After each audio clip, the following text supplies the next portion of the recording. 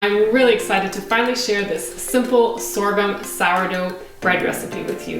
It is a 2-day process. Don't worry, it's mostly hands-off, but I have a 2-part video to show you exactly how easy it is to make this bread. So keep watching, and I hopefully will answer all your questions along the way. So for this simple sorghum sourdough recipe, you do need a sourdough starter. I will put a link below to my gluten-free sourdough starter that can be made with sorghum instead of brown rice, or you can use any other gluten-free flour if you wish, or a combination of different flours. But in this specific recipe, I'm using a 100% sorghum sourdough starter. This is the one I had already made, and this is typically what I leave in my jar after I have an established sourdough starter. And so when I want to make another loaf, I take it out from the fridge, let it come to room temperature, and then I feed it. Because I'm making 2 loaves tomorrow, I will need 2 cups of sourdough starter. So I need to feed this enough in order for it to fill my jar. So I will give it a few spoonfuls of flour.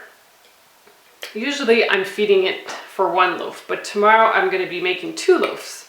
So I need to feed it enough. As you noticed, I'm just kind of eyeballing it, but I'm up to here with flour, and then I'm going to add some water. I don't usually measure, I just go by feel.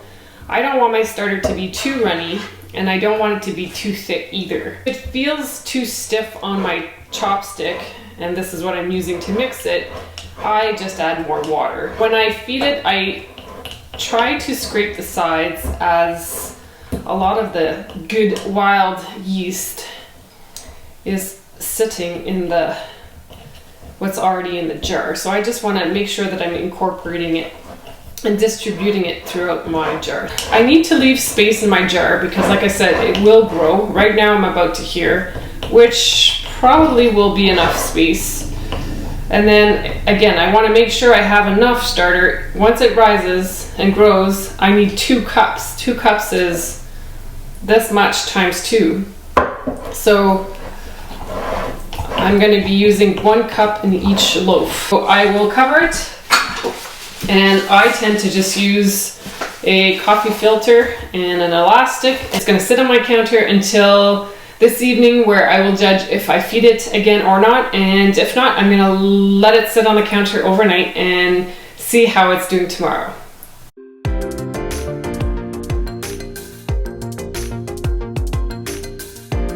Going to transform this into a flour using my NutriBullet. So that was just a few seconds worth, and then I am going to sift the flour.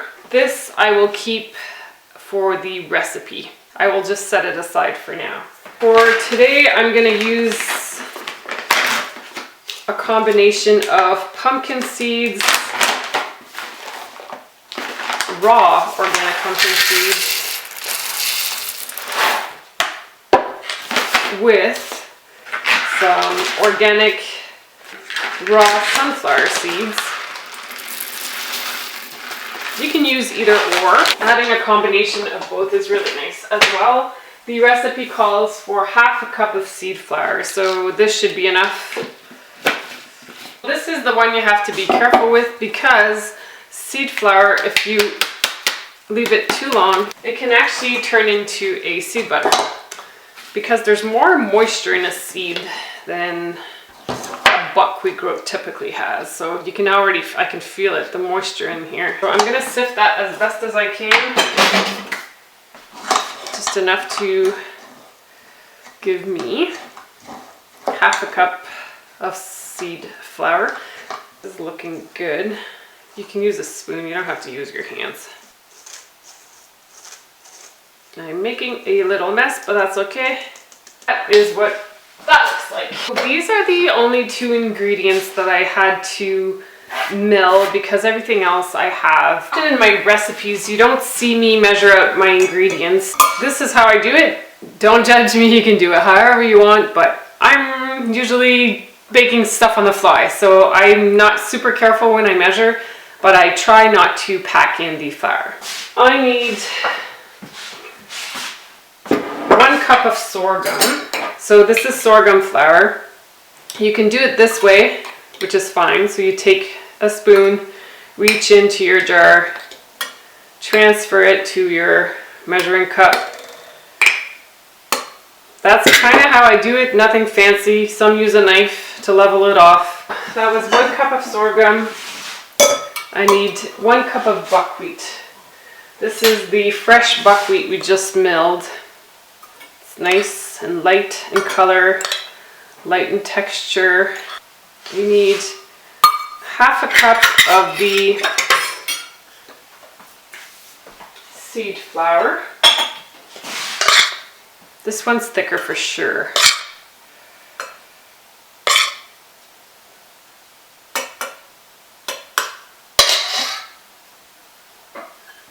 So far, I've showed you how to mill seeds or buckwheat groats to create a fine flour.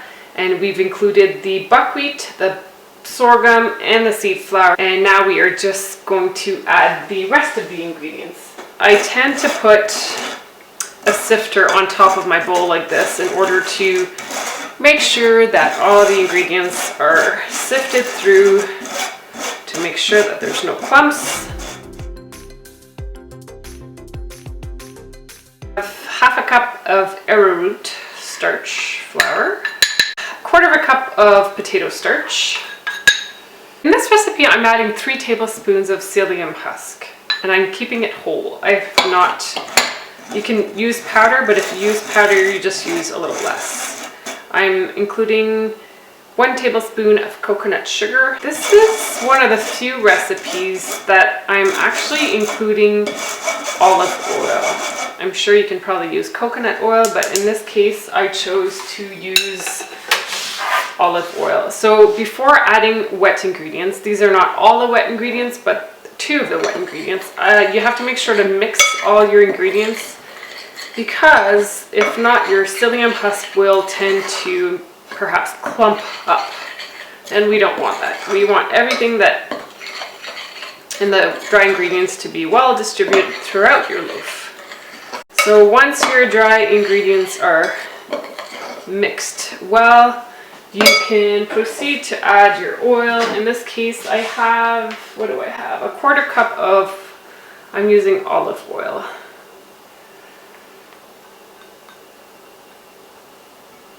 This recipe calls for 1.5 cups of water. So far, it's been consistent where I haven't had to add more. I usually start by adding like a cup. I'll mix it and then I add the rest after. Just in case, sometimes, who knows, right? Sometimes you could be mixing it and then you don't want to put too much if you don't need too much, as the recipe calls for. So everyone's ingredients are different. The way you measure your ingredients are different. So far, my recipes are not weighed. They are measured by cups. In the future, I will have the option. For now, the majority of the people that use and bake my recipes, I think, use cups as their measurement. So far it's looking good, but it's a little bit stiff, which means I need to add a little bit more water, and I only have a little less than 1/2 cup. So I'm just gonna go ahead and add all of it, and then mix the dough until everything is nice and smooth. And then the idea with this recipe, the reason we're doing it in 2 parts, and I've tested it many different ways.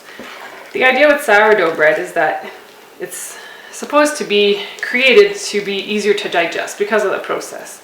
But I find the longer you let the sourdough mixture sit and or rise, or whatever method you want to use or reference, it can get more sour. I don't typically like a very sour tasting sourdough, so by mixing most of the ingredients except the starter beforehand, and then I let this sit overnight, it actually helps to break down the ingredients that I'm currently using in this recipe. And then the following day I add the starter, a secret ingredient, which I'll show you what it is later, along with the salt. And then by doing that the second day, somehow the dough is really nice and almost like spongy. It seems to work really well for this particular recipe. So Again, I've tested it many different ways.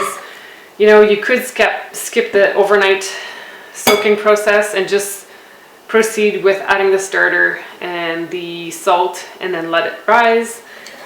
I think it's very similar, although for myself, because I do need help to digest certain foods, this for me makes it a lot easier on my tummy. As you can see, this is what it looks like now. It's a little bit stiff, like I feel like I could potentially add more water, but I'm not going to, because tomorrow we're adding the starter, which has hydration, which has water. If more water needed to be added, tomorrow could be the day that we would do so. But for now, so far, 1.5 cups has been consistently good. So I am just gonna leave it the way it is. So this is pretty much it for step 1, mixing the dry ingredients with water and olive oil. And then I'm just gonna scrape the sides a little bit. I'm gonna cover this, and if it's cold in your house, like if it's winter where you live, you could probably leave it on the counter. In the summertime it gets pretty hot in the house, or it can get pretty hot, so I would tend to recommend refrigerating it overnight. And in this case, this is what I'm going to do. I'm going to cover it and refrigerate it until tomorrow morning, so it's going to be in the fridge for at least 12 hours, and then we're going to do part 2.